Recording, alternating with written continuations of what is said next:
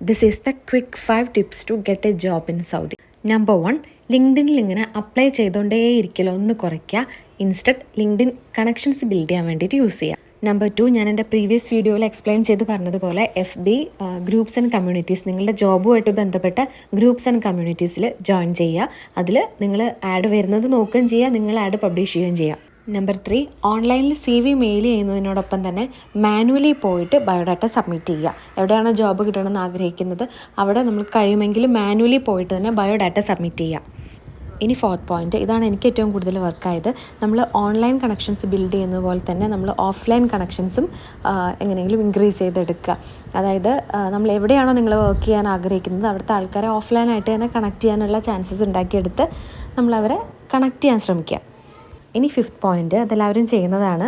Website കണ്ടുപിടിക്കുക, അതിൽ നിന്ന് മെയിൽ ID എടുത്തിട്ട് നമ്മുടെ മെയിൽ സെൻഡ് ചെയ്യുക. ഒരു കാര്യം, അതിന് അഡീഷണലായിട്ട് ഞാൻ ചെയ്തത് ഫോൺ നമ്പർ എടുത്തിട്ട് വർക്കിംഗ് അവേഴ്സ് നോക്കിയിട്ട് ഞാൻ കോൾ ചെയ്തിട്ടുണ്ട്. അപ്പോൾ കോൾ ചെയ്യുമ്പോൾ ഒന്നെങ്കിൽ നമുക്ക് അവർ HR നമ്പർ തരും, അതല്ലെങ്കിൽ വാട്സപ്പ് നമ്പർ തരും CV അയക്കാനായിട്ട്. ഓക്കെ, അപ്പോൾ ഇതൊക്കെ ഞാൻ എൻ്റെ എക്സ്പീരിയൻസിലൂടെ പഠിച്ച കാര്യങ്ങൾ ഷെയർ ചെയ്യുന്നതാണ്.